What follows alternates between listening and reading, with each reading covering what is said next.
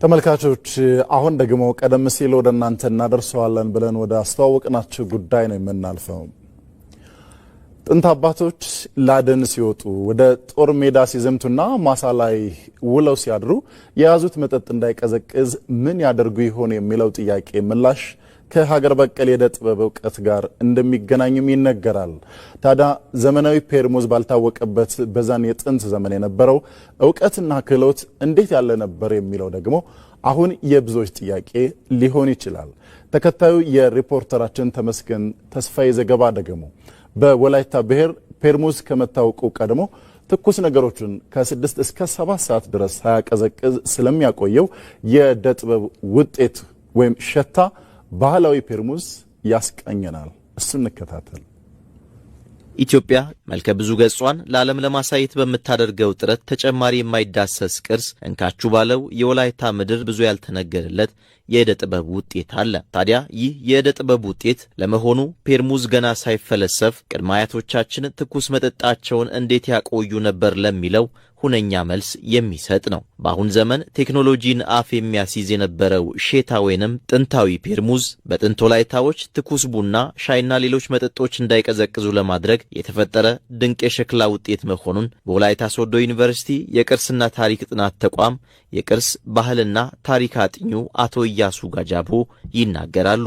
ቡናንና ሌሎች ሙቅ ነገሮችን ወደ እርሻ ቦታ ሲወስዱ ዘመናዊ ፔርሙዝ በዚያን ጊዜ አልነበረም እና በዚያ ፔርሙዝ ቡናውንም ሆነ ሌላ ሙቅ ነገር ጨምረው እስከ እርሻ ቦታ ድረስ ወስደው፣ በሌላ በኩል ደግሞ በጥንት ጊዜ አባቶች ወደ ጦር ሜዳ ወይም ወደ አደን ሲሄዱ በጠዋት በሌሊት ነው የሚወጡት።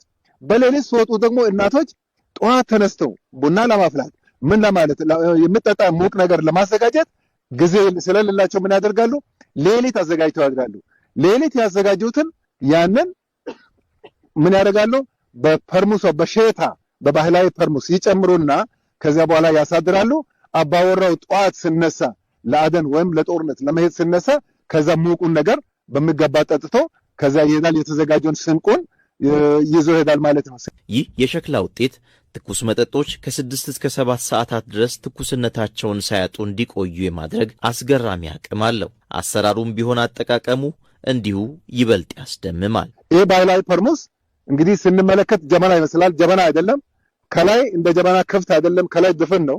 እንደ ጀበና እዚህ ጋር እጀታ አለው። ከፊት ሶንዲያ የምንለው እዚህ የምንቀዳበት አለ። ከስር ደግሞ ሙቅ ነገር የሚጨመርበት እቺ ቀዳዳ አለች ማለት ነው። በዚህ ቀዳዳ ነው ሙቅ ነገር የሚጨመረው። አጨማመሩም በጣም ዩኒክ ነው።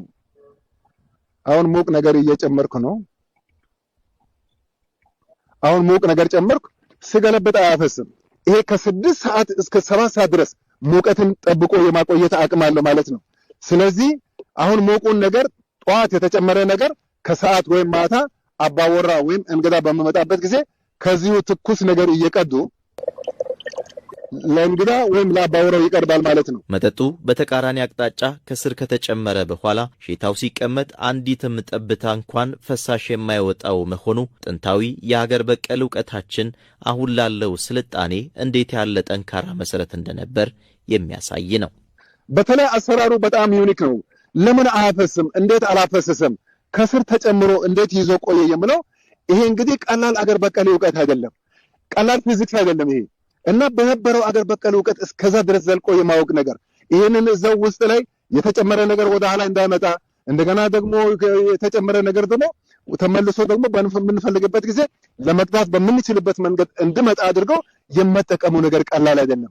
ጥንት አባቶች ለአደን ሲወጡ ወደ ጦር ሜዳ ሲዘምቱና ማሳ ላይ ውለው ሲያድሩ የያዙት መጠጥ እንዳይቀዘቅዝ በማድረግ ብርዱን የሚከላከሉበት ይህ የጥበብ ውጤት ዛሬ ላይ በወላይታ ሶዶ ዩኒቨርሲቲ የቅርስና ታሪክ ጥናት ተቋም ውስጥ ለጎብኚዎች ክፍት ሆኖ ይገኛል። ቅርሱን ጠብቆ ማቆየትና ተጨማሪ ጥናት ማድረግ አስፈላጊ መሆኑን ባለሙያው ይናገራሉ።